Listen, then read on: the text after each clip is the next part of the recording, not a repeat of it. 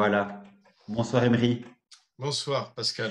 Emery Suarez Pazos de ton nom entier. Et en fait, Emery, depuis quelque temps maintenant, en fait déjà, tu es, j'ai vu, comédien, Oui, auteur, metteur en scène, et dernièrement, tu écris en fait et joué d'ailleurs à Prison, oui, qui est un récit écrit par un jeune homme incarcéré qui se met à écrire compulsivement dans l'urgence avant sa condamnation à la réclusion criminelle maximale. J'ai pas pu empêcher en fait, en voyant effectivement te voir jouer dans dans ce récit entre guillemets ta propre vie à toi oui, euh, en faisant effectivement le lien avec deux autres échanges que j'ai eus avant avec toi, donc deux autres échanges en février et en mars 2022 mm, sur l'Opus Dei, dont tu as oui, été effectivement membre numéraire pendant 14 ans, si je me souviens bien. oui, Et ta lutte par la suite contre les dérives sectaires, grâce en fait à la Vrève dont tu as effectivement assuré la présidence pendant quelques années. Et donc, c'est vrai qu'il y a quelque part, je pense, un lien entre cette impossibilité quelque part d'être soi, de vivre sa propre vie parce qu'effectivement trop soumis à une doxa et cette envie à un moment donné de sortir de ce carcan et de vivre sa propre vie, notamment pour toi au travers du théâtre. Et donc aujourd'hui, en fait, Emery, la question en fait qui se posait, c'était par rapport à ce fameux motu proprio du pape François du 22 juillet 2022 pour être précis. Et le latin, c'est toujours mieux. Donc, en fait, il est intitulé At Charisma Tuendum pour protéger le charisme et promouvoir l'évangélisation. C'est en tout cas la version officielle. Le charisme, toi, tu en parles plutôt, je pense, comme d'un abus de pouvoir en réalité. Et en fait, ce mot approprié concerne plus spécialement l'Opus Dei, qui est érigé effectivement par Jean-Paul II en prélature personnelle le 28 novembre 1982. Alors ma oui. question première, Emery, c'est que t'inspire précisément, au vu de ton parcours à toi, ce motu proprio? Alors, ce qui est bien, c'est qu'un motu proprio, enfin en tout cas celui-ci, c'est court et c'est assez cinglant. Du coup, quand ça peut être perçu comme une gifle, enfin une gifle à 6 points, donc 6 gifles peut-être, je ne sais pas. Mais oui, c'est assez cinglant et du coup, le vocabulaire n'est pas loin d'être ironique quelque part.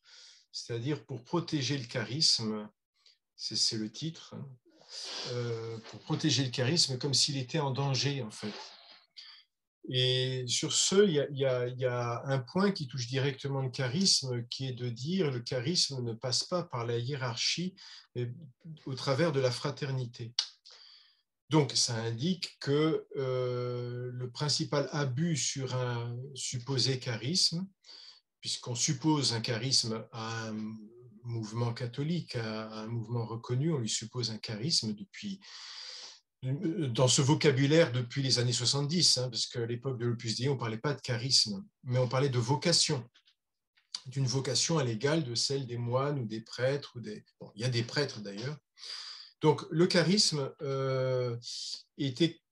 serait, donc, si on lit ça, mis en danger par la notion de hiérarchie ou par la réalité d'une hiérarchie qui serait porteuse du charisme actuellement, enfin jusque-là, Mhm.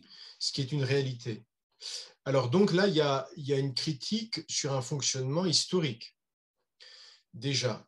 L'autre aspect, c'est la continuité de ça, c'est presque l'axe. La continuité de ça, c'est que l'évêque, en tout cas, c'est exprimé ainsi. Il dit, du coup, le prélat ne peut pas assumer le titre ou la charge d'évêque. En réalité, c'était une charge honorifique, puisqu'il n'avait pas de diocèse. Mais les prélats après la nomination de la prélature ou l'institution de l'Opus Dei en prélature personnelle, était systématiquement fait évêque par le pape, en fait par Jean-Paul II, puisqu'il y a eu deux prélats qui sont décédés, le successeur du fondateur et l'autre qui avait été formé aussi par le fondateur, c'est-à-dire Alvaro del Portillo et Xavier Echevarria. Ces deux-là sont décédés, donc, et le suivant, qui a été prélat, qui est devenu prélat pendant le pontificat de François, attendait sa mitre, en fait. Voilà. Mais donc, le pape Jean-Paul II avait fait évêque les deux précédents, et c'était comme une chose automatique qui n'était pas du tout liée au statut, puisque ce n'était pas un diocèse sans territoire. Ce n'est pas un diocèse sans territoire, une prélature. Mais en le faisant évêque, on en faisait, en tout cas symboliquement, ça devenait un super diocèse, un diocèse sans territoire. Et là, on touche à une réalité qui devenait très dangereuse, qui était celle d'une église parallèle, puisque une prélature est définie dans le code du droit canonique comme une hiérarchie cléricale.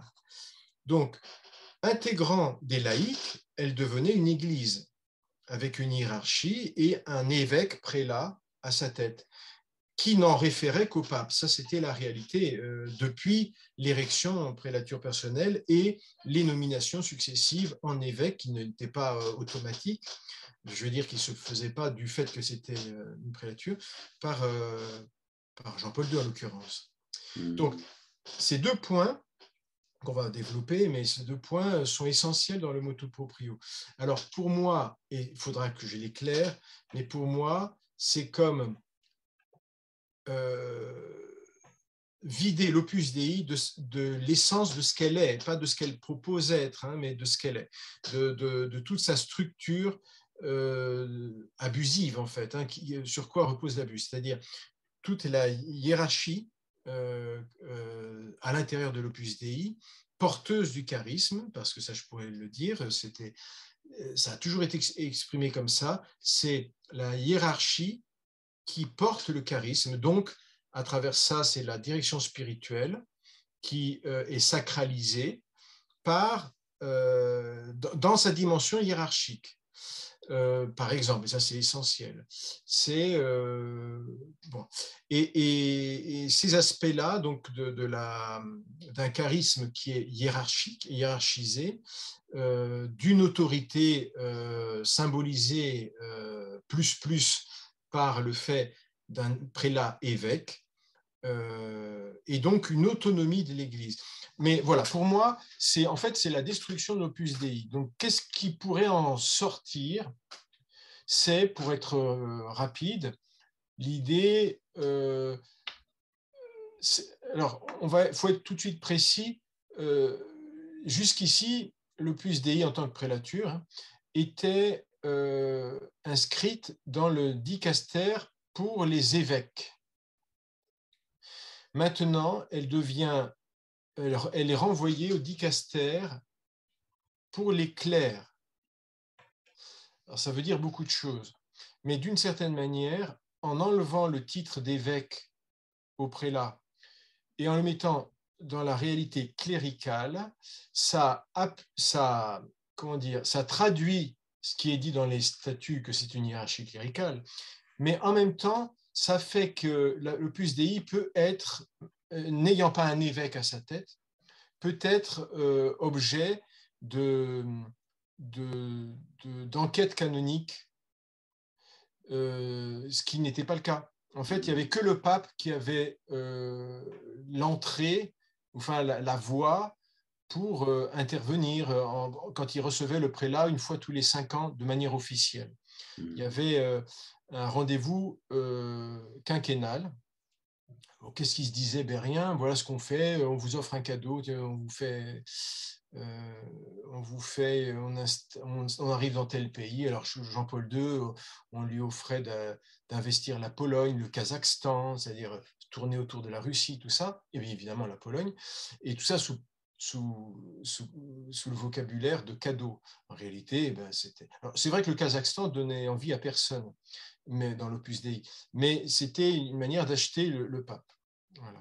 Alors, maintenant, il faudrait être, sans doute tu vas me poser des questions, il faudrait Ouais. dire très concrètement ce que dit, et pour pouvoir le développer, voilà, ce que dit ce motu proprio qui, pour moi, est comme est absolument cinglant et plein d'ironie. Mais il faudrait revenir en quoi je dis qu'il y a de l'ironie.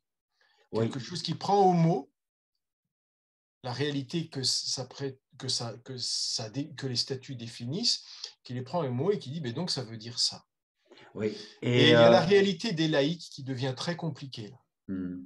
Elle l'était déjà, c'est-à-dire qu'une prélature, comme je dis, c'est une hiérarchie cléricale. Et quand on continue à lire ce que dit le droit canonique, où les laïcs ne peuvent faire partie, mais simplement participer à titre de coopérateurs selon le mode que définiront les statuts. Autrement Hmm. dit, il n'y a pas d'engagement laïque à vie comme c'est le cas. Voilà. Donc l'engagement déjà ne voulait rien dire.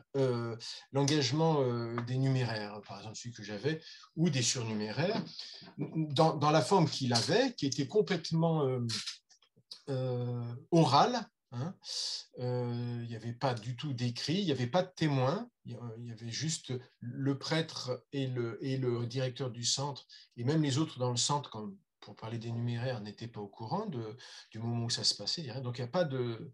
Ça, c'était quelque chose qui était acanonique en fait.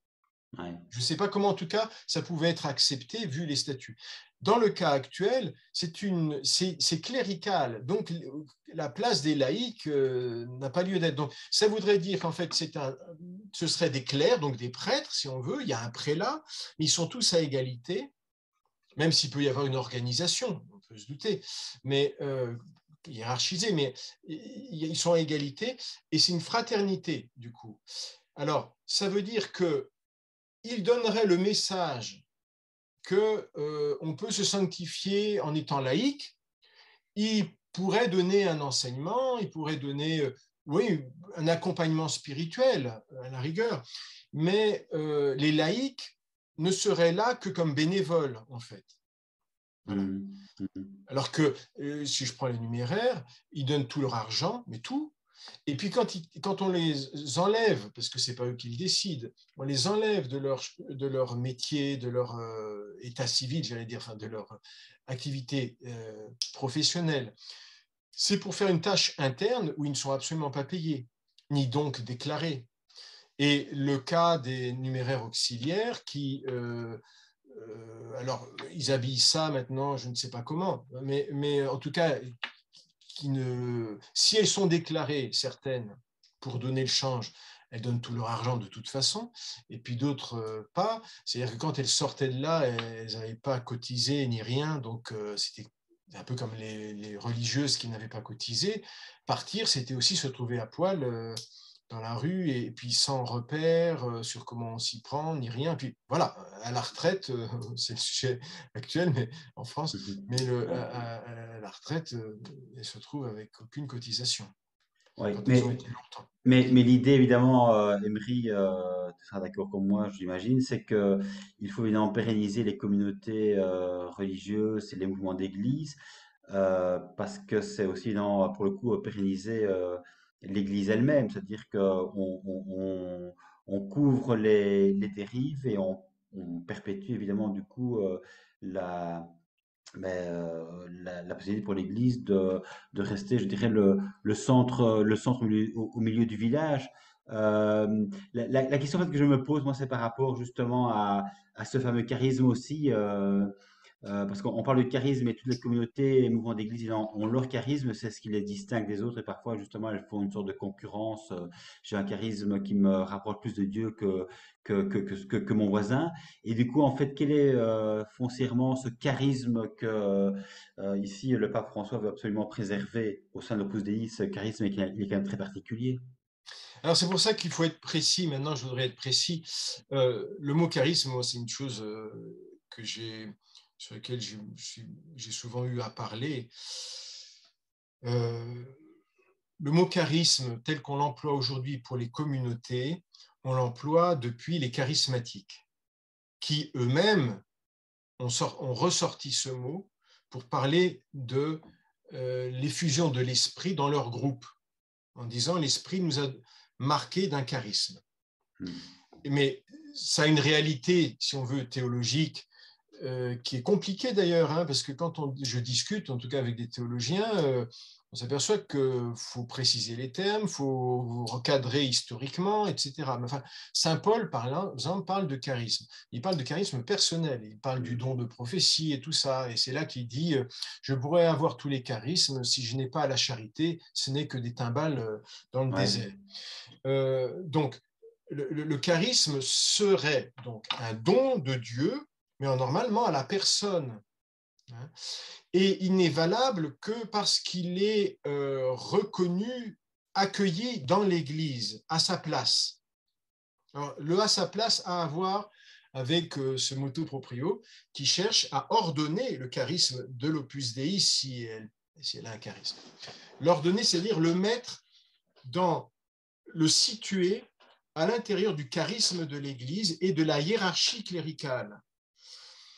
Le charisme de l'Opus Dei n'a jamais parlé. Moi, ce n'est pas tellement le mot charisme que j'entendais dire dans l'Opus Dei, c'est le mot vocation. Le fondateur, il cherchait à définir la vocation qu'il proposait. Les anciens ordres ne parlaient pas, enfin, ils parlaient de charisme peut-être, mais ils ne parlaient pas de charisme en réalité, ils parlaient d'une vocation. Ils disaient, on créait un nouveau couvent et on l'affiliait peut-être aux dominicains, ou plus anciennement aux bénédictins, etc. On bougeait un peu les règles, sans doute, voilà. Mais c'était une vocation monacale qui prenait tel ou tel visage plus particulier, c'est-à-dire des règles. En fait, c'était les règles, voilà, qui bougeaient. Mais la vocation, c'était la vocation religieuse. Là où s'est posé pour le fondateur de l'Opus Dei la question de vocation, c'est qu'il prétendait n'être pas religieux, sous un mode religieux, mais séculier. Or, il avait affaire à l'époque à beaucoup de mouvements séculiers, en particulier l'Action catholique, des choses comme ça. Et lui ne voyait pas, fuyait le mot mouvement parce que mouvement pour lui renvoyait à quelque chose de passager, voilà, lié à un moment historique, les laïcs n'étant pas dans des vocations religieuses, quoi, dans une vocation à vitam, si ce n'est qu'ils se mariaient. Ça pouvait être vu comme une vocation, le mariage, puisque c'est à vie. En tout cas, toute la durée de la vie des deux conjoints réunis. Et donc, il appuyait ça, par exemple, que le mariage pouvait être une vocation, mais il fallait définir son mouvement comme porteur d'une authentique vocation. Alors, le laïcat, tu peux dire que c'est une vocation, mais alors pourquoi alors à ce moment-là, que fait l'Opus Dei là? Et c'est là qu'il définissait l'engagement dans l'Opus Dei comme une vocation laïque, même s'il y avait des prêtres qui ont été suscités des laïcs engagés sous forme de célibat, et qui a donc un clergé propre. Puis après, il y a eu un clergé diocésain rattaché par l'intermédiaire d'une association pour distinguer, mais enfin, tout ça faisait un ensemble. Mais l'idée, c'était que c'était des laïcs qui avaient une vocation ad vitam, un engagement définitif, c'est-à-dire quitter l'Opus Dei, après l'engagement définitif qui, pour préserver le côté canonique, se faisait après 6 ans et demi. Cet engagement-là, c'était se défroquer, c'était l'équivalent que quitter. Donc, la réalité laïque était un peu complexe et a toujours été complexe à expliquer. C'est-à-dire qu'un numéraire, pour expliquer sa vocation à n'importe qui, c'est très compliqué. Donc, il essaie d'éviter le mot vocation. Il parle, bon, c'est un engagement que je fais, voilà, je m'y sens bien, etc. Il ne va jamais dire qu'il donne tout son argent, parce que tout ça, c'est des questions, c'est des points qui font scandale, ou tout ce qui était mortification corporelle, on n'en parle pas. Alors maintenant, comme tout se sait, alors voilà. Mais quand des films en parlaient, tout ça, non, non, non, on ne le fait pas. Et il y a Mm. encore, au moment du procès de Tissier en France, c'est là, la personne la femme qui faisait la médiation, enfin la communication, voilà, pour la presse, assurait qu'il n'y avait pas de mortification comme le silice ou dormir par terre chez les numéraires. Alors elle était surnuméraire. Peut-être qu'on lui faisait ignorer, hein, j'en sais rien, ou elle mentait effrontément. De toute façon, c'était un mensonge, puisqu'on lui laissait dire ça. Mais qu'elle soit pas au courant, ce serait hallucinant. Donc non, il y a des points qui sont repris sur la vie, sur des traditions en tout cas communautaires classiques, voilà. Et le mode est complètement pris. Donc pour dire que c'était pas le mot charisme. Le mot charisme, donc qu'est-ce qu'il signifie dans le mode actuel, hein? Il signifie, là il est attribué à une communauté. Et c'est très compliqué parce qu'on a une confusion entre un charisme personnel qui déjà est à définir. Parce que le charisme personnel, si on se rapporte à saint Paul, serait relié au charisme de l'Église. C'est-à-dire, par exemple, le don de prophétie ou le don de ceci ou de cela. Voilà. Des choses qui seraient instituées. Mais dans l'Opus Dei, on dit ta vocation est d'être Opus Dei. On voit bien, là le mot est vocation, on voit bien qu'il y a une confusion entre une vocation collective et une vocation personnelle, une annulation du je dans un nous. Mm. Et ce je est conduit par la hiérarchie. C'est la hiérarchie qui te dit, qui te permet d'être Opus Dei. C'est le fait que tu obéisses dans la direction spirituelle hebdomadaire, avec des points de lutte, avec des apostolats très concrets, avec de recherche d'argent, tout ça. C'est ça qui te fait que tu deviens Opus Dei. Mais enfin, c'est quelque chose de monstrueux qui ne peut pas être quelque part. Oui, c'est ça. Et donc, le charisme, c'est un mot qui est étranger au vocabulaire opusien, si on veut, parce qu'historiquement, ce n'était pas le mot utilisé, en tout cas dans un mot, voilà. Maintenant, évidemment, que c'est un mot qui devient employé partout. Alors, quand le pape met, pour protéger le charisme, effectivement, de quoi ça parle? Ben, ça parle de ce que l'Opus Dei vend comme étant sa vocation. Alors, ça prend plusieurs choses. En gros, l'idée, c'était d'impliquer les laïcs à fond dans l'évangélisation. Mm. Sous le régime du divorce, si tu veux, entre le monde et l'Église, et surtout, si tu veux, le paradigme de la lecture de ça, la lecture du rapport de l'Église au monde à l'époque, c'est celle de Pie X. Le fondateur a été formé à l'époque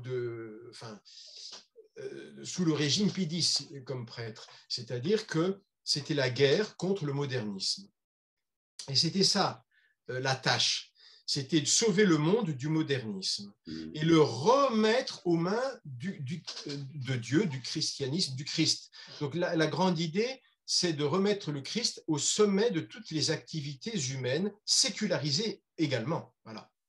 Et donc, l'infiltration des milieux professionnels, civils, sociétaux, tout ce que tu veux, par des chrétiens qui sont engagés dans l'Opus Dei, et qui remettent les valeurs chrétiennes, qui remettent l'autorité chrétienne, j'allais dire, hein, dans la vie civile.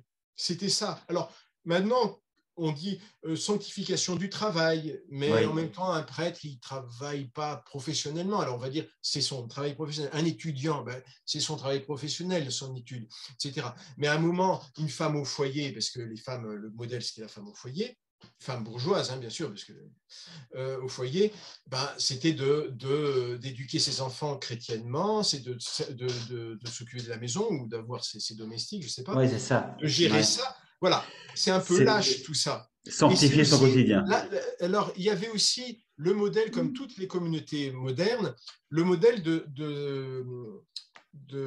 Thérèse de Lisieux, des petites choses. Alors ça a beaucoup influencé le fondateur, mais il a avoué qu'il avait lu, mais il n'a pas avoué qu'il prenait d'elle. Voilà. Donc l'attachement aux petites choses du quotidien, c'est-à-dire pas les grandes choses, mais les petites choses, et ça c'est la vie de tous les jours, le quotidien, la sanctification du quotidien. Voilà. Ça c'est les paradigmes, on va dire. C'est un peu flou, si tu veux, parce que l'idée c'était de cléricaliser, en fait, le champ laïque qui échappait, qui se sécularisait, qui Ouais, échappait à l'emprise cléricale. ouais. Et donc, il se disait anticlérical, mais en fait, il a cléricalisé. Son ambition cléricalisait les laïcs, si on veut, le monde laïque. Enfin, in fine, en tout cas, ceux qui dépendaient de lui, oui, c'est clair. Mm. Et du coup, en fait, Emery, Alors, protéger le charisme, quel charisme? À mon avis, c'est le oui, bah oui, charisme de la sanctification dans les choses ordinaires, dans le c'est travail, ça. dans la vie familiale, voilà. C'est pas plus Opus Dei qu'Église, ça, enfin, tu vois. Oui, mais avec toujours l'idée, évidemment, quand ça dérive, pour le coup, de vouloir absolument séparer l'arbre et ses fruits, en disant Oui, alors qu'éventuellement ça, les fruits sont j'aimerais pourris. bien répondre à cette question-là Ouais. qui est importante. Jusqu'ici, ce qui s'est observé, moi quand j'étais dans la VREF et tout ça, ce qui s'est observé, c'est qu'on a montré des arbres pourris. Alors, et on a dit, mais les fruits sont bons. Mais là, il n'a pas été diagnostiqué officiellement que l'arbre était pourri. C'est pour ça que je dis qu'il y a de l'ironie. Parce que il dit tout ça est saint, il y a un saint fondateur, il y a Saint Jean-Paul II, tous les saints sont là, hein, Saint Jean-Paul II qui a reconnu, qui a par un motu proprio précédent, enfin c'était même, je sais pas si c'était un motu proprio, qui était Utsit, et là une bulle papale, avait, il le dit, je crois que c'est un motu proprio, enfin peu importe, il avait érigé en prélature.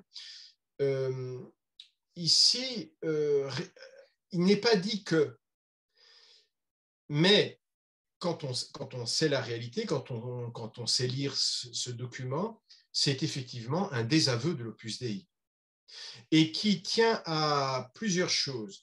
Le pape était à Buenos Aires, archevêque. Alors, l'Opus Dei est très développé là-bas, en Amérique du Sud en général, en Argentine. Elle s'est installée à la faveur des dictatures. Et quand les dictatures se sont installées, mettant en péril le mécanisme de marxiste, enfin le développement du marxisme là-bas, le fondateur est tout de suite allé dans ces pays pour prêcher et pour développer. Mais en fait, pour aussi, alors, donc il y a beaucoup de films qu'on voyait qui sont restés en interne, hein, maintenant qu'ils vont commencer à les cacher, mais parce que vu tout ce qui se dit à l'intérieur, ce serait plus audible, beaucoup de choses. Mais nous, on les voyait, et même les jeunes ou les personnes qu'on voulait faire venir dans l'Opus Dei, c'est des dialogues préparés, en fait, les questions sont préparées. C'est pas n'importe qui pose des questions dans l'assemblée, mais les gens faisaient venir des gens triés sur le volet, ça remplissait des amphithéâtres, des théâtres à Buenos Aires, ailleurs, au Chili, partout. Et donc c'est pendant Pinochet, pendant toutes les dictatures, où il finissait en disant prions pour les autorités de l'État. Hein. Je ne fais pas de politique. Quand je combats le communisme, je ne fais pas de politique. Je combats la somme des hérésies qui se concentrent dans le communisme. Mais je ne fais pas de politique. Donc, en fait, à la suite de ça, il a eu, en fait, beaucoup de gens se sont engagés dans les gouvernements de ces dictatures, sont devenus maires des grandes villes, de l'Opus Dei, j'entends. Hein. Il y a eu des érections d'universités, etc., etc. Et beaucoup d'évêques ont été nommés par exemple au Pérou, il y avait 11 évêques, je crois, nommés par Jean-Paul II. Donc une église qui est devenue une beaucoup l'emprise de l'Opus Dei. Il y a eu aussi les légionnaires du Christ qui ont embrayé, emboîté le pas. Voilà. Donc, le pape ne pouvait pas ne pas savoir les dommages qu'avait créé cette Église, là, qui allait contre l'Église des pauvres dont il se réfère. Hein, c'est-à-dire qu'il se réfère à la tradition de l'Église des pauvres. Donc, si on a vu le film Mission, on voit de quoi ça parle. Il y avait deux formes d'engagement, celle auprès des autorités et celle auprès des pauvres. Et cette église-là avait quand même eu son historique. Et tout ça a été rasé, balayé pour l'église des riches, et dont on voit les conséquences au Chili, avec tout ce qui s'est passé dernièrement. Dans la couverture des abus, etc. C'est ce travail-là, opusien et autres, qui a conduit à cette déchéance-là. Alors, il ne peut pas ne pas le savoir. En même temps, il était travaillé au corps par les gens de l'Opus Dei qui lui faisaient la danse du ventre. Mais voilà. Et puis, il y a eu un rapport de numéraires auxiliaires ou d'anciennes numéraires auxiliaires argentines qui ont écrit, qui ont accusé l'Opus Dei en fait d'esclavage auprès des familles pauvres et de tromperie sur les familles pauvres à travers tout ce qu'elles font. Et ça, c'est arrivé jusqu'au Vatican. Et curieusement, c'est pas longtemps après que ça sort. C'est-à-dire que il y a ce que se fait dans l'Opus Dei, tout le monde le sait, mais tout le monde se tait. Sauf que je pense qu'il a voulu mettre un coup de pied dans la fourmilière avant de prendre sa retraite, quoi. Parce que je pense que cet été, il a dû se poser des questions sur sa retraite, puisqu'il a fait aussi ça avec les traditionalistes.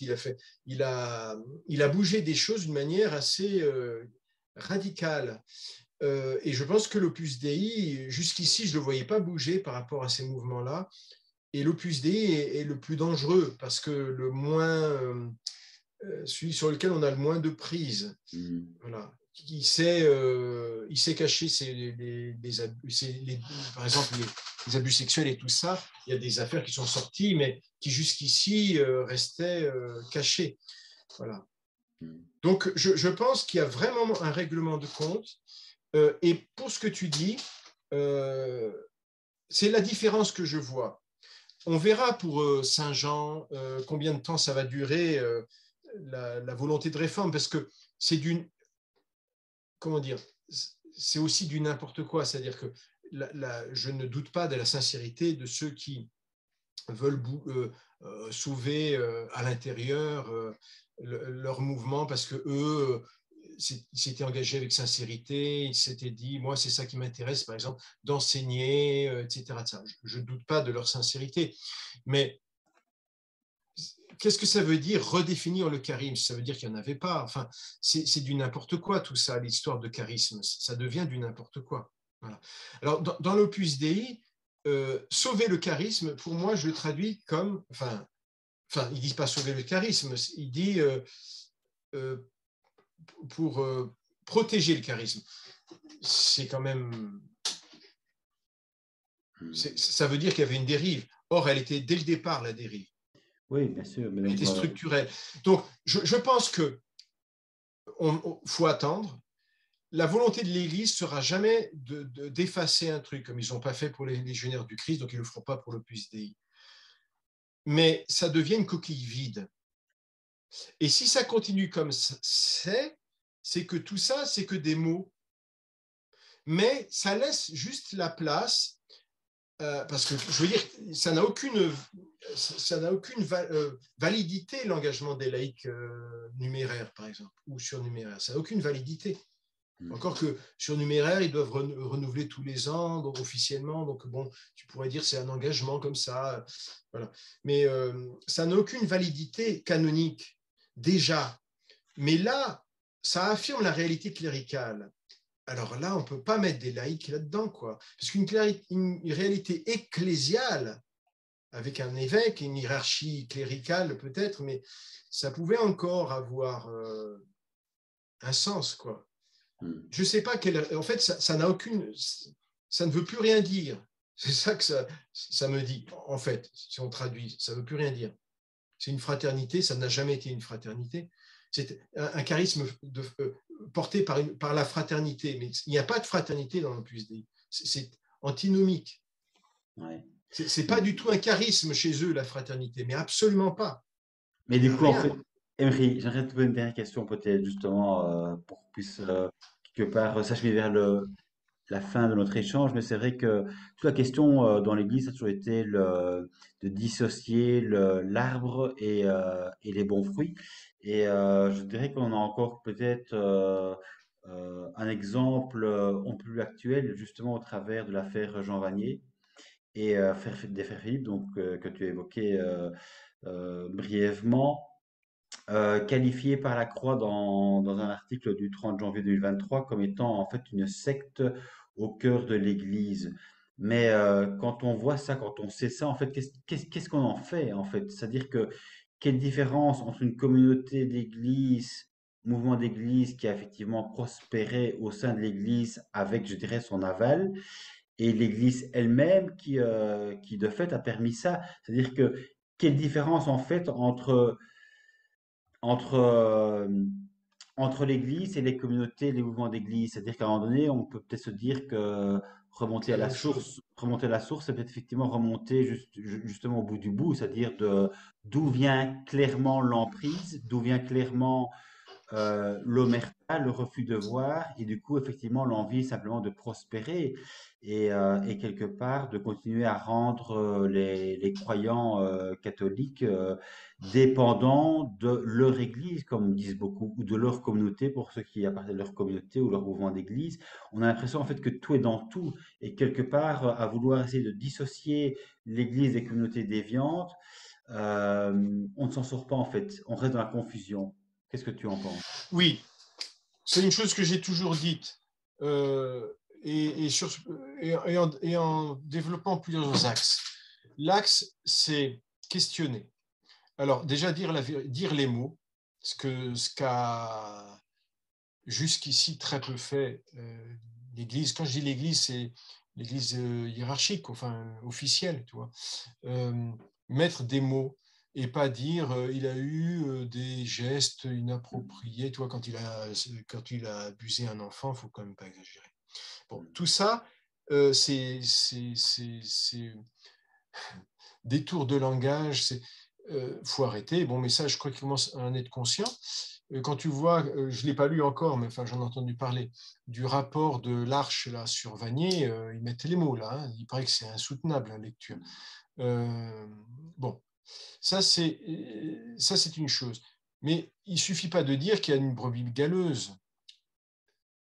Et ça, je pense que c'est des processus qui sont longs, parce qu'il y a une telle omerta, et ça remet tellement en question presque le noyau, que ça met forcément du temps.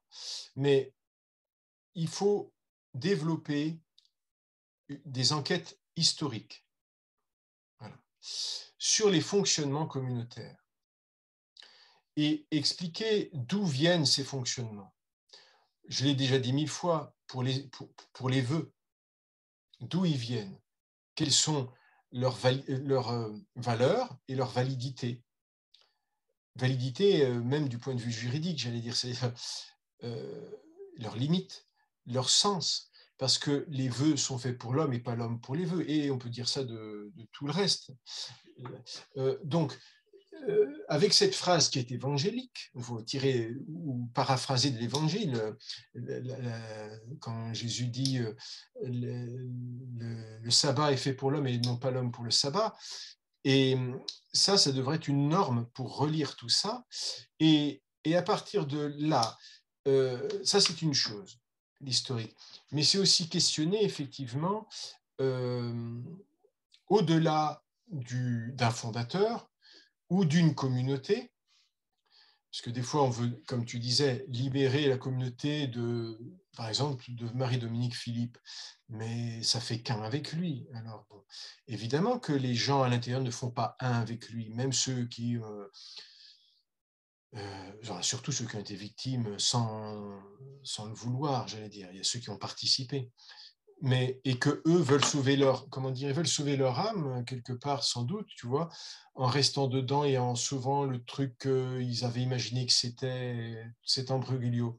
Mais l'Église est responsable de ce statu quo et de cet imbroglio. Alors, si eux s'y retrouvent, bon, mais c'est un peu comme si on les abandonnait. On leur disait, bah, écoutez, restez là-dedans, ça ne veut plus trop grandir grand-chose, ou continuez. Non, en fait, c'est plus que ça. C'est qu'il y a évidemment un territoire acquis, bon, du patrimoine, de l'argent, des gens qui fréquentent, voilà, avec qu'on peut sauver un pseudo-message chrétien là-dedans, pourquoi pas. Mais ça fait très pauvre tout ça, en fait. Ce qu'il en reste, c'est très, très pauvre. Et c'est certainement pas du charisme au sens sacré qu'on a voulu mettre. C'est plus que des bénévoles, plus, parce qu'ils laissent tout, mais qui s'engagent pour donner un sens à leur vie, à la vie, peut-être au monde autour d'eux. Ça, c'est ce qui est à la base de l'engagement d'un moine.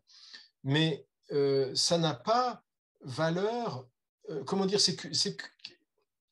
qu'est-ce qui les réunit? C'est plus un charisme, c'est de vouloir un même mode de vie ou un même idéal ou tout ce qu'on veut, mais arrêtons de parler de choses sacrées. Voilà. Ce qui est sacré, c'est tout don est sacré. Hein. Je veux dire, moi je me donne, c'est sacré. C'est d'où le sentiment le sentiment de trahison est très violent en général, parce que quand on s'est donné, même si c'est dans une association, dans machin, et si on se sent dépossédé de ça ou de ce qu'on a donné, voilà, pas respecté, voilà. Mais je dirais que la responsabilité, on commence à mettre ça quand l'Église de France dit que le, la faute est systémique, il y a quand même un pas en avant, par exemple, sur les Clairement, cas d'abus sexuels. Il y a un pas en avant, c'est indéniable. Il faudrait dire, le problème, si tu veux, c'est que là, on a avancé sur le cheval de Troie, j'allais dire, sur ces affaires qu'est l'abus sexuel, oui. particulièrement sur les mineurs. Mais avec lui, ça devrait amener le reste des abus. Et l'abus de pouvoir en manière générale et l'abus spirituel. Voilà. Bah oui, Et à ce oui. moment-là, on dirait qu'il y a assez systémique, et là, on va toucher à ce que tu dis. Mais on n'en est pas encore là. Hein. Oui, On mais n'en en est pas fait, encore là. je voulais justement en venir là, en fait, moi, Emery, parce qu'effectivement, derrière l'abus sexuel qui vient, j'ai envie de dire, après coup, est-ce qu'il n'y a pas de fait en amont l'abus spirituel qui a permis justement cette emprise sur la Si, personne, qui ne pense plus par elle-même et qui de fait, parce qu'elle a évidemment un idéal absolument incroyable et pense pouvoir réaliser cet idéal à travers une autre personne, du coup, effectivement, se laisse abuser spirituellement d'abord, et puis la personne, effectivement, voulant autre chose, se laisse abuser sexuellement. C'est ce qui s'est passé à Saint-Jean. L'abus de l'Église, c'est l'abus spirituel. Basta. Hmm. Tout ce qui s'ensuit, s'ensuit. C'est l'abus spirituel. Tant qu'on ne dira pas ça, on va nettoyer un peu des écuries, peut-être, mais c'est pas le centre. Bien sûr que c'est quelque chose d'horrible, les abus sexuels. Mais comme on sait, il y en a partout. L'arme du spirituel, il y a pas ça dans un club de sport. Hmm. Il n'y a même pas ça dans l'éducation nationale. Hmm. Et si on dit oui, mais il y en a partout des problèmes, c'est vrai, il y en a partout des problèmes. Pas la Là, on voit question. avec le sport beaucoup plus, etc. Hmm. Oui, oui. Mais il n'y a pas cette arme-là. Et ce Hmm. scandale-là d'un habit retourné, parce Hmm. que c'est un habit complètement retourné. Voilà. C'est une porte d'entrée, C'est-à-dire, en c'est le fait. diable est dans la maison, quoi. Et il agit depuis le centre. Voilà. Alors, ça devient une église du diable. Tu vois. Et là, on est dans une chose qui est effectivement, je crois que tu me disais ça ici ou juste avant, je ne sais plus, que les gens restent dans la sidération. Les gens dans l'Église restent en permanence dans la sidération parce Hmm. que ça devient l'Église du diable. Tu vois, c'est pas possible. Le centre est touché, on est touché au cœur parce qu'on nous a touché au cœur. Le spirituel touche au cœur, enfin au cœur au sens biblique. Je crois que je l'ai Hmm. dit 1000 fois, ce que ça, le sens biblique de cœur, c'est-à-dire quand on dit Marie retenait toutes ces choses dans son cœur. Le cœur, c'est vraiment le cœur qui est touché. Et là, sortir de la sidération, c'est mettre la raison, on parle de la raison et la foi, mettre la raison là où on disait qu'elle n'avait pas à mettre son nez. Mais si, c'est de la dignité humaine même que d'utiliser sa raison au plus loin. Ben, on l'a, oui. Et c'est de la dignité de la foi de voir aussi en ayant les yeux de la raison grand ouverts. Euh, non, on est loin encore du compte, mais quand même, je trouve depuis 10 ans, il y a eu 2013, tu vois, il y a eu quand même des avancées, mais l'institution, comment dire, je suis tellement, quand je vois, je pourrais dire 1000 événements, quand il y a eu la réunion à Rome, après tous ces scandales là, sexuels, il y a 1 an et demi, je crois, quand il y a eu cette réunion et que le pape en sort un discours qui est vide, quand c'est désespérant, mais en même temps, ça peut-être que la maison est vide, hein. Tu vois, et que ça fait peur. Je pense qu'il y a quand même des gens extrêmement fins, vrais, tout ça, qui devraient avoir le courage d'y aller, quoi, de sortir leurs paroles et pas d'être arrêtés parce que leur supérieur et tout ça. Alors ils risquent d'être jetés dehors, mais sans risque, tu fais quoi, quoi? Oui, mais on est d'accord, Sans risque, tu fais quoi? Et tu fais quoi de ta foi? mais la liberté Tu a un sauves ta prix. place, quoi. Bah oui, c'est ça. Donc la liberté a un prix, c'est-à-dire le prix éventuellement d'être seul et du coup de naviguer sans ceux qui t'ont porté. Hein, Moi, si je me c'est la place du point question. de vue du chrétien, la question, c'est le Christ. Hmm. Si tu es avec le Christ ou tu n'es pas avec le Christ. Mais la, Tu vois, si tu es avec le Christ, tu n'es pas seul. Ou si tu mais, considères que tu es seul, c'est que tu ne crois pas, tu n'as pas l'espérance dans le Christ. Tu ne crois pas dans le Christ ou tu n'as pas l'espérance dans le Christ. Mais la démarche chrétienne, c'est les 3 vertus théologales. C'est la foi, l'espérance et la charité. On peut en manquer, évidemment. Mais si tu ne te rattaches pas à ça, effectivement, tu vas te rattacher à l'institution. Mais tu n'es plus dans la démarche christique, quoi. bah, Et faire le pas du martyr, c'est celle-là. Parce qu'ils prêchent tout ce martyr, mais personne ne le veut. Hein. Personne. ah non, non, non, il y a un envers du décor qui est absolument fantastique, c'est-à-dire qu'on prêche la bonne parole, mais en même temps, on a une vie totalement dissolue, c'est absolument phénoménal dans l'Église. On a préservé l'institution. On fustige les homosexuels, mais en fait, l'Église en est plein, en fait. Donc, Mais bien sûr. c'est un vrai délire, en fait. Et donc là, quelque part, Et c'est on une n'est plus dans folie. la réalité. Voilà. Non. On n'y est plus. Et en plus, il y a eu séparation avec les sciences et tout ça. Alors, ils essaient de réparer comme ils peuvent la chose, mais on n'est plus dans la réalité. On n'y est plus. On n'est plus dans dire les mots, dire les choses. On n'y est plus. On n'y est plus. Ouais. Alors, les plus savants sont bourrés de livres d'Aristote, de saint Thomas et de saint Bernard, si on veut, et encore, beaucoup sont oubliés. Mais ils discutent à partir de là, mais pas à partir de la réalité. Hmm. Et la réalité, et la Bible est quand même un livre de réalité, c'est un livre d'histoire. Il y a plein de choses qui sont scandaleuses dans la Bible. Alors pourquoi ne pas en profiter? Si, euh, enfin, on n'est pas une religion du livre, hein, c'est pas les protestants. Voilà, ça reste une chose d'une lecture autorisée. Sans la lecture autorisée, voilà, ça reste ça quand même. C'est difficile il y a de se soustraire à ce qu'on appelle la tradition, c'est-à-dire comment on lit les choses, comment on les comprend, comment on les interprète et quels sont les mots et qui n'ont pas bougé parce qu'ils sont dogmatiques. Euh, Ça peut paraître caricatural ce que je dis, mais en fait, je crois que ça l'est pas. Donc, il y a une réelle bombe en fait euh, qui a explosé parce que les choses commencent à être dites. Mais la bombe, en fait, tant qu'ils vont avoir les sous des grandes familles, ils ne vont pas bouger. Voilà, les sous du denier du culte, ils vont penser que ça peut continuer. Hmm. Mais c'est les faits c'est les murs qui vont tomber, qui vont parler. Enfin, c'est encore une phrase évangélique. Hein. Si personne ne parle, les pierres crieront. ben voilà, Oui, oui, bah vont oui, se mais casser la gueule et puis ça va parler.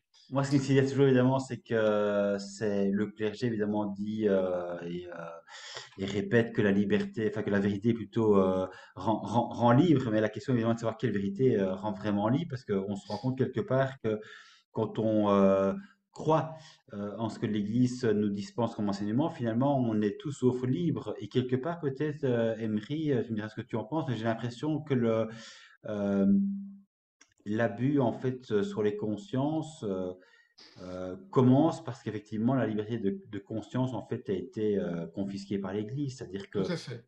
elle, Le mot liberté, je crois que il y a, c'est une thèse à vérifier. Il n'y a pas plus dangereux qu'un groupe qui prône la liberté. Voilà. Parce que il confisque la liberté dans son vocabulaire, il la définit. Et la liberté, en fait, c'est de donner sa liberté à Dieu au travers de l'Église ou au travers du mouvement.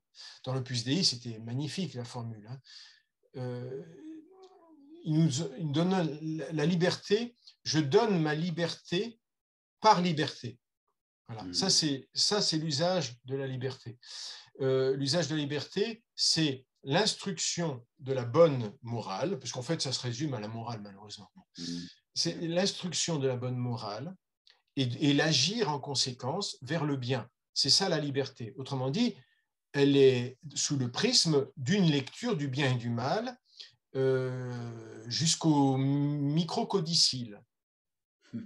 Donc, Ouais. c'est plus une liberté.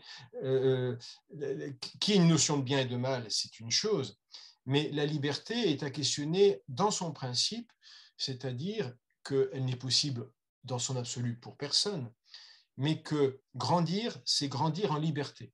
C'est augmenter sa, c'est augmenter sa capacité d'autonomie, si on veut, spirituelle déjà. Si on parle d'église, c'est ça. Et l'autonomie spirituelle, c'est pas la direction spirituelle qui la permet.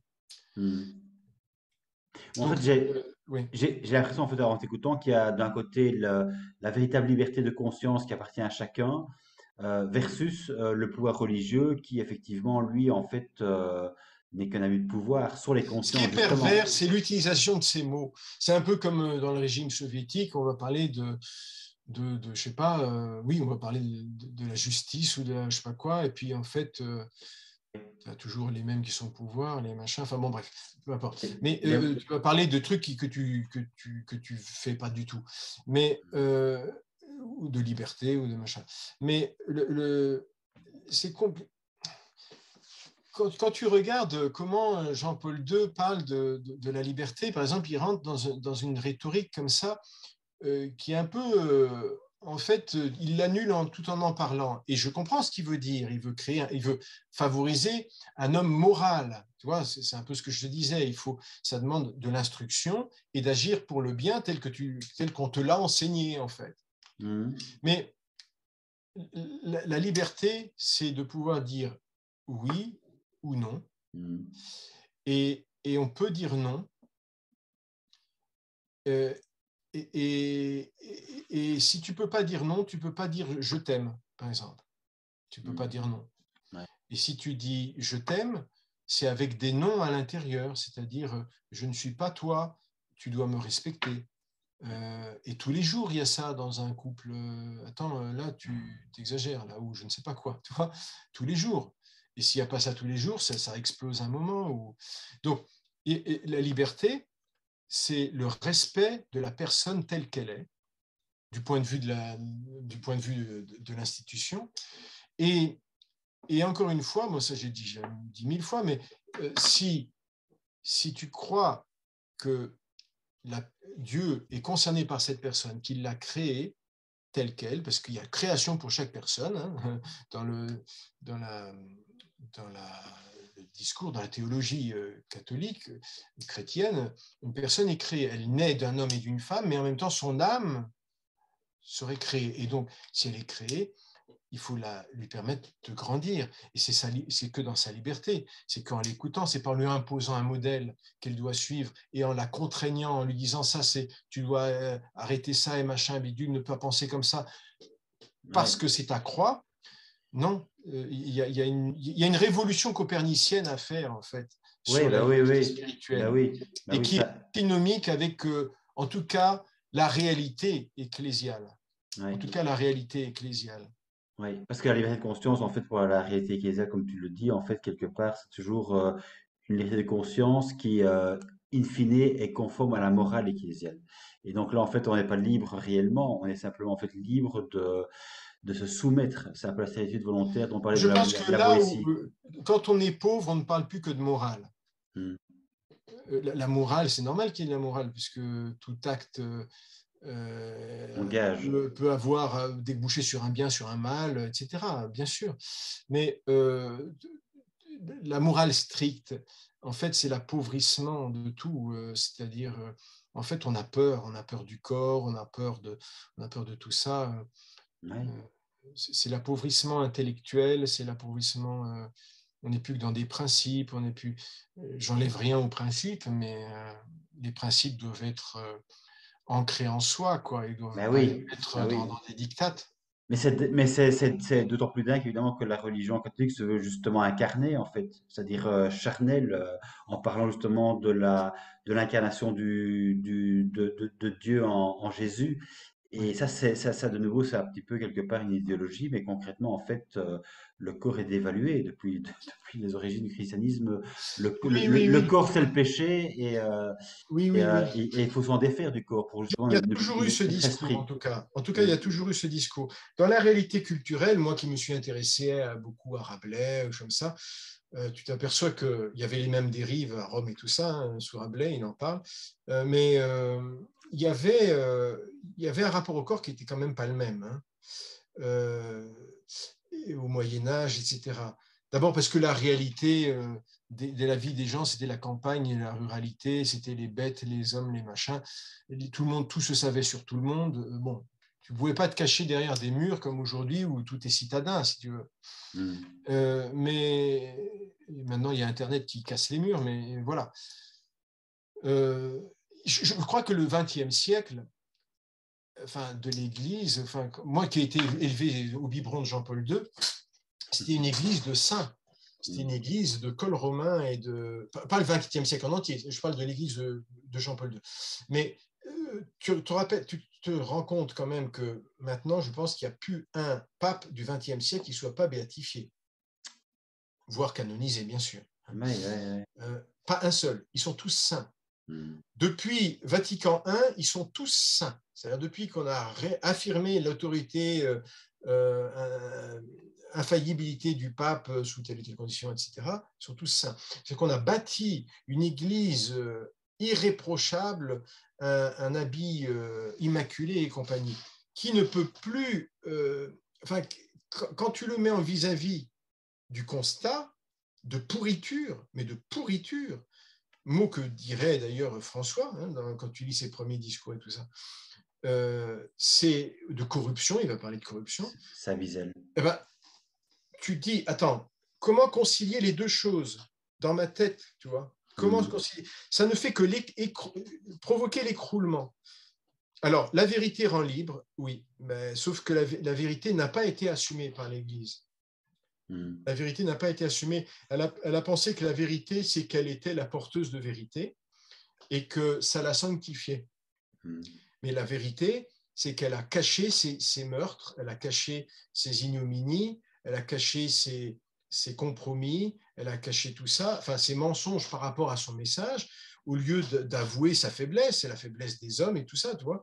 Et les gens sont suffisamment intelligents pour ne pas être cons, c'est-à-dire ils sont suffisamment intelligents pour savoir que les gens sont comme ça et que tu portes beaucoup plus les gens dans un idéal quand tu es humain et Bah oui. quand tu pars de l'humain et que on fait le constat tous qu'on est tous des pauvres Bah types, oui. quelque Bah oui. part. Voilà. Mm. Et quand tu regardes l'évangile, enfin l'évangile, c'est-à-dire la vie du Christ telle qu'elle est racontée, etc., ça fait pas, ça fait pas constat d'autre chose. Hein. Ils sont tous comme ça, quoi.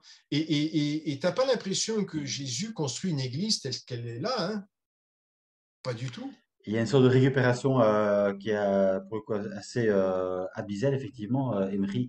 Je ne sais pas si tu veux en fait rajouter un dernier mot par rapport justement à ce fameux motu proprio, avant qu'on en termine, s'il y a quelque chose que tu souhaiterais encore ajouter.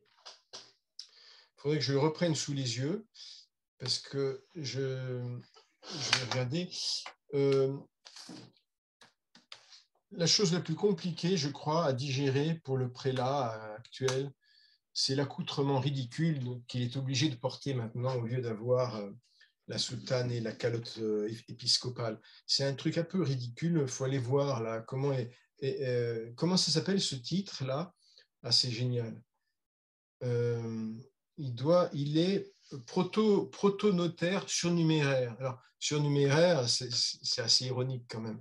Quand on sait qu'il y a les numéraires et les surnuméraires, et que les surnuméraires sont vus un peu comme bon, les main-d'œuvre, et les numéraires, les gens bien. Donc lui, il est protonotaire apostolique surnuméraire. Voilà. Ouais. On peut même plus l'appeler monseigneur, mais révérend monseigneur. Ça, c'est la claque monumentale.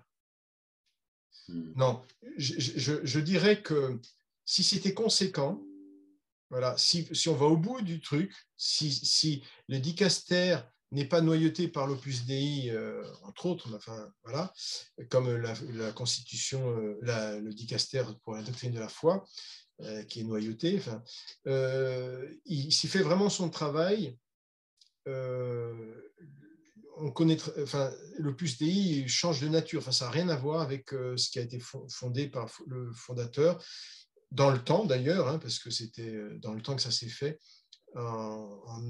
Voilà. La réalité de l'Opus Dei, telle qu'elle est, hiérarchique, etc., abusive par la hiérarchie, etc., enfin, tout l'enseignement qu'on a dedans tombe par terre. Et j'ai regardé un petit peu, parce que ça me donne des boutons de regarder leur site, l'Opus Dei, là, j'ai regardé un petit peu ce qu'ils disent, et c'est habituel, ils font un petit dialogue pseudo-didactique, c'est leur habitude, hein, comme dans le catéchisme de Pie X, aux questions-réponses, où en fait, ils disent tout et rien, rien et n'importe quoi, ça change rien, mais ça change rien, mais on va quand même tout changer, mais ça va changer rien du tout. En fait, c'est qu'on affirme, on éclaire doublement notre charisme. Maintenant, on avait le charisme hiérarchique qui n'est pas du tout annulé, mais on éclaire la fraternité qu'on n'a jamais eue. Et en Bon, fait, tu te dis, ils noivent le poisson, mais je crois vraiment ouais, qu'ils se prennent, enfin, c'est catastrophique ce qui leur arrive si c'est acté. ouais. Voilà. Ce que je crains, c'est qu'on en fasse de l'eau de boudin. Hmm. Mais moi, en fait, quand je t'entends, en fait, Emery, et quand je suis un peu l'actualité religieuse aussi, j'ai l'impression évidemment que c'est juste, en fait, de l'enfumage, quoi, C'est possible, depuis le début. mais les textes sont là. Après, Ouais. tu me diras, les textes aussi, pour la prélature personnelle, étaient là. Ça n'a pas empêché des numéraires et surnuméraires qui faisaient 80% du chiffre, quoi. Mais donc, bref, en fait, j'ai envie de dire, pour suivre à la fin, que peut-être que le mieux serait évidemment non pas que ces communautés se réforment, mais qu'elles soient effectivement dissolues comme d'autres. Mais ça, évidemment, c'est impossible, parce que je pense que si on remonte à la source du mal, peut-être que du coup, en fait, l'Église étant complice, amener à la dissolution de trop de communautés serait amener à la dissolution de l'Église elle-même, ce qui est évidemment impensable. Alors, je ne sais pas si tu parles de la dissolution de l'Église. Moi, je suis plutôt aux communautés. Les communautés, il faudrait arrêter de dire qu'on les sauve. On ne les sauve pas. On ne les sauve pas en les maintenant. C'est un non-sens. Il faudrait effectivement les dissoudre. La question se Mm. pose de leur patrimoine. Parce que là, par exemple, la communauté Saint-Martin Ouais. récupère. Non, c'est pas Saint-Martin, c'est Chemin Neuf, pardon. La communauté de Chemin Neuf récupère comme ça des trucs abandonnés à bas prix, avec machin, voilà. Mais à un moment, enfin sans payer, mais à un moment, il y a une question de patrimoine, ça c'est essentiel, l'argent, qu'est-ce que ça devient, tout ça. Mais il y a une question qui est les gens qui y sont encore. Et je ne parle pas des abuseurs attitrés ou avérés, ou, tu vois, les gens qui y sont encore, qu'est-ce qu'on en fait? Et Mm. ça revient à la première question que j'avais soumise. au responsable de la COREF à l'époque, c'était avant Véronique Margron, c'était Jean-Pierre Longat. J'étais allé le rencontrer quand j'étais devenu président de la VREF. On se connaissait, il se trouvait, parce qu'on habitait le même coin. Et j'étais allé le rencontrer. Il avait voulu me voir. Et je lui avais dit ça à l'époque, il y avait eu l'enquête sur les béatitudes. On avait sorti la seule brebis galeuse, c'est-à-dire Ephraïm. Et en fait, il me disait, mais je ne comprends pas parce que ça n'a rien changé. Et je disais, mais en fait, ils sont tous dans le même mensonge, qu'est-ce que vous voulez changer? Il faudrait les mettre en quarantaine, tous ces gens-là qui veulent mener les brebis, et les sortir du modèle de direction qu'ils ont, qui est complètement vicié, et puis ne surtout pas les remettre avec des charges, voilà, déjà. Et ensuite, il faudrait questionner la vocation, entre guillemets, de chacun à l'intérieur et la réévaluer et le remettre là, ici, là où ça lui irait ou en transition. Mais voilà. Il m'a dit, Ouais, ah, quel travail, c'est impossible. ouais, Donc voilà. Donc ils ne veulent pas faire ça. Qui ferait ça en plus? Et ben, qu'est-ce qu'on fait? Ben, on laisse. On laisse, on leur dit, on continue à leur mettre de la guitare. Allez, vous allez chanter Jésus est bon, Jésus est bon. Vous gardez vos murs. Voilà. Mais en fait, tout ça, on est dans une étape transitoire. Hein. Mais en réalité, ça ne peut pas tenir. Enfin, c'est du bisounours, tout ça. Or, le bisounours, on le voit, c'est un mensonge. Ça cache des placards, des cadavres dans les placards. Ça ne peut pas exister, le bisounours. Donc, on a des gens qui sont livrés à un monde bisounours après avoir eu des prédateurs. Il y en a qui restent des prédateurs. Hein, et on leur dit, bisounours, ça va marcher, ça va continuer à marcher. C'est du n'importe quoi. oui, Pas bah oui, digne, c'est pas digne de ces personnes, quoi, de faire ça. mais Il non. faudrait vraiment les prendre en charge. Leur dire, bon, on vous a abusé, on vous a fait entrer là par force, peut-être que certains non, mais maintenant, qu'est-ce qui est en vous, qu'est-ce que vous cherchez, etc. Et là, on aurait une vraie église, quoi. Enfin, plus une église de gens qui cherchent, qui se rattachent au Christ, qui cherchent un engagement de manière ou d'une autre, donc, bref, qui se questionnent, et on cherche la forme de ça ou pas. Enfin, mais Ouais, là, la personne n'est pas questionnée, on s'en fout. C'est un ouais. nombre. C'est un Mais nombre dans une case vide. Mais moi, je trouve ça hallucinant qu'on dise on va essayer de redéfinir essayer de reformuler votre charisme. Mais ça veut dire quoi? mais au-delà de ça, Il vient d'où ce charisme? ouais, on est d'accord, en fait, Evry, mais au-delà de ça, en fait, parce que c'est la question peut-être fondamentale du fond du fond, parce que là, en fait, euh, on continue du coup, en fait, à se dire l'Église doit aussi se réformer au-delà des communautés et mouvements d'Église déviantes. Mais est-ce que tu penses que l'Église peut réellement se réformer après 21 siècles, j'ai envie de dire presque d'abus, quand on connaît l'histoire de l'Église, on se dit que essayer d'errer au jour d'aujourd'hui, c'est quand même oublier le passé aussi délétère, pour le moins qu'on puisse dire, de l'Église, sans parler de l'acquisition de la crise moderniste. Donc, est-ce qu'on peut vraiment se dire que l'Église elle-même est capable de se réformer et d'en revenir quelque part, c'est ce que disent les croyants, c'est leur volonté, en revenir à l'évangile pur, alors qu'en fait, jusqu'à maintenant, l'Église n'a jamais finalement été obligée de changer que grâce à la société civile et aux médias. Oui. Rien de l'intérieur ne s'est fait. En fait, tout s'est fait contraint et forcé. Donc, quelque part, on voit bien qu'il n'y a pas une bonne volonté. Il y a juste en fait la volonté de se perpétuer parce qu'effectivement, on ne peut plus se mentir et du coup mentir à ses Alors moi, croyants qui, c'est pour ça on parle d'une institution qui a deux millénaires, donc c'est compliqué. Donc c'est pour ça que je dis il y a un travail radical, mais il y a un travail de fond, historique. Le lien au pouvoir. Le lien au pouvoir. Tu veux parler de Constantin, tu veux parler de machin. Moi, je lis un livre, j'en fais la publicité, non mais ça s'appelle Une nouvelle histoire du Moyen Âge. Enfin, c'est une compilation d'énormes articles sur le Moyen Âge et c'est un peu transversal et c'est assez passionnant sur certains sujets, tout ça. Et donc la christianisation de l'Europe et tout ça, c'est passionnant. Et je voyais tout ce qui se passait entre les Visigoths, les machins, la reformulation, les enjeux voilà, de pouvoir. Mais Mhm. à partir du moment où se met en jeu le pouvoir, mais moi je le fais par moi-même parce qu'en fait on ne me le livre pas ce travail. Tu te rends compte que dans l'Église, il n'y a pas ce travail. Comme il n'y a pas de Ouais. travail sur l'abus spirituel, alors maintenant on commence parce qu'on va en faire son marché. Mais, mais c'est hallucinant. Quand tu lis une histoire de l'Église, bon, j'ai pas lu les 26 volumes de Garrigou Lagrange, je ne sais qui, Danielou, je ne sais pas quoi. Je ne vais pas non plus me faire des pensums comme ça quand c'est du béni oui-oui, même s'ils disent des réalités historiques, c'est pas le problème. Mais il manque, si tu veux, que l'homme soit d'abord libre. Il Mhm. manque ça, juste.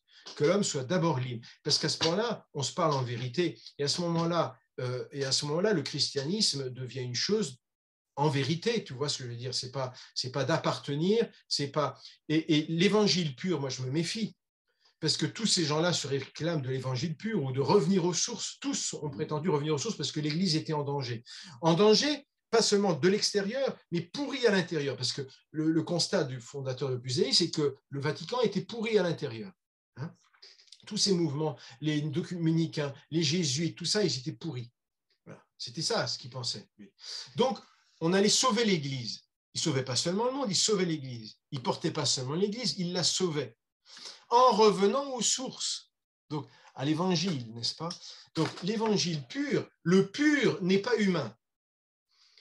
L'Évangile, c'est un chemin, c'est une annonce, c'est un être, en tout cas là, c'est un être, c'est Dieu qui vient et qui se fait homme et qui nous accompagne et qui est là et qui part à un moment et dit salut, je suis plus là.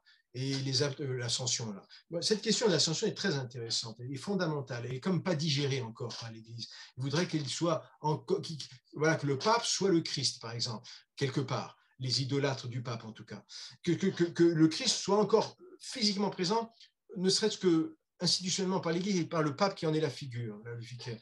Mais il est parti. Je veux dire que c'est l'Esprit Saint.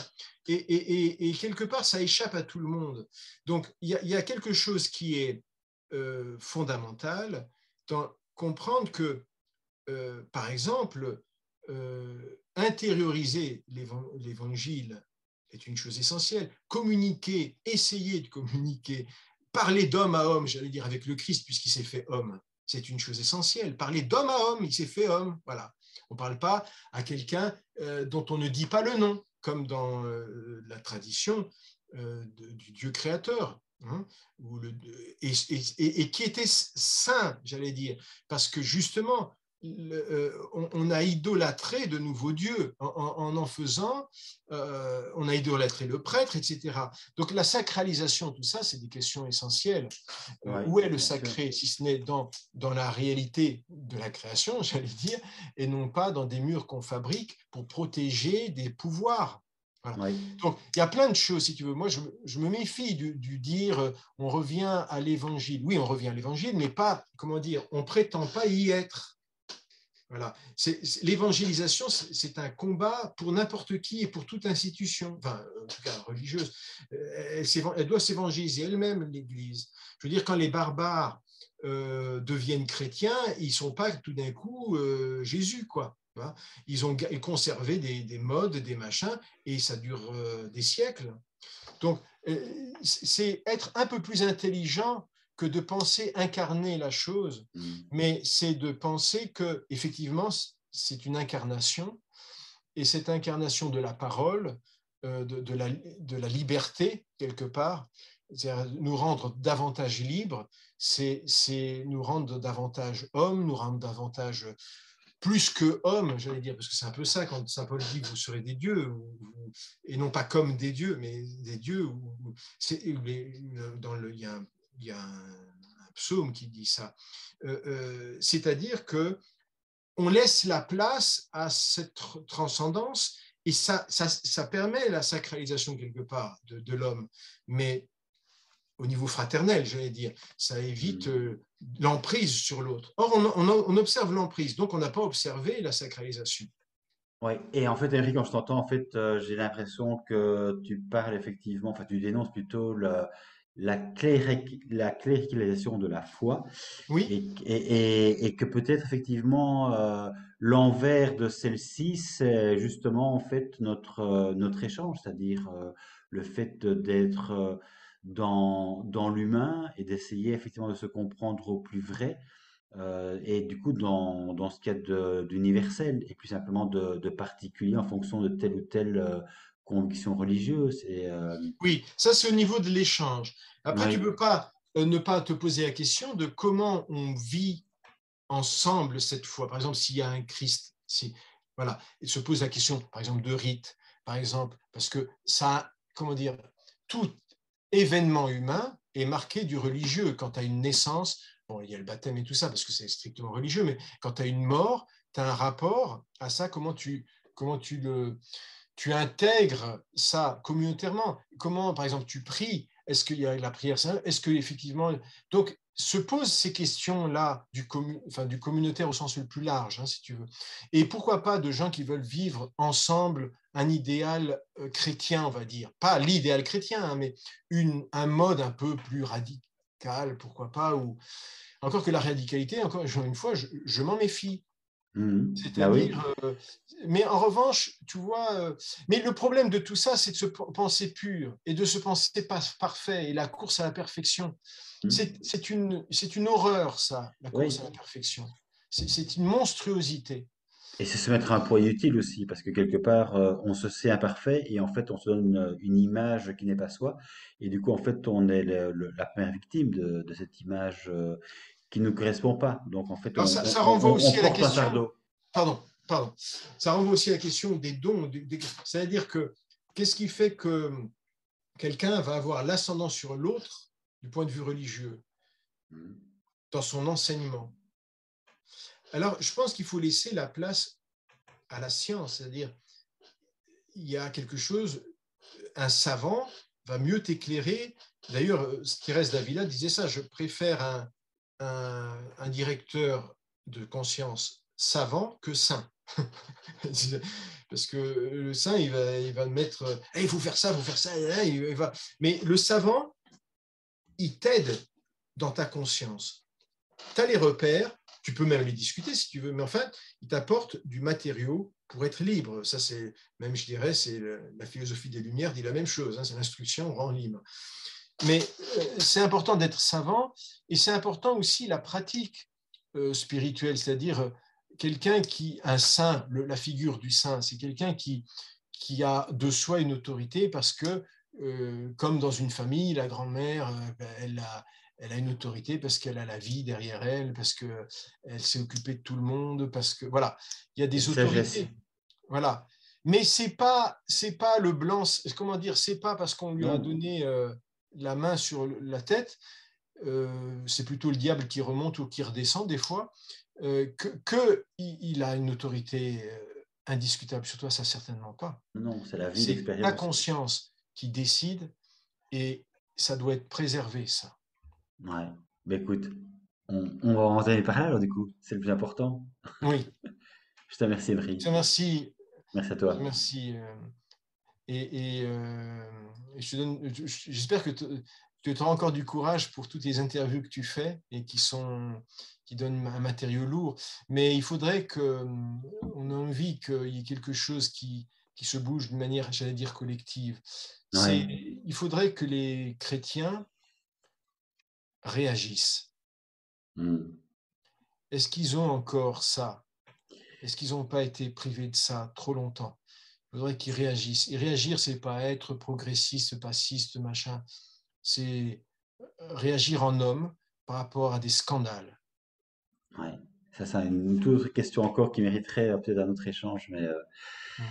voilà. Je pense on a effectivement du coup fait le tour sur l'échange du jour, j'ai envie de dire, autour du moto proprio du pape François du 22 juillet 2022. Et je te remercie. Moi aussi. À bientôt. À bientôt.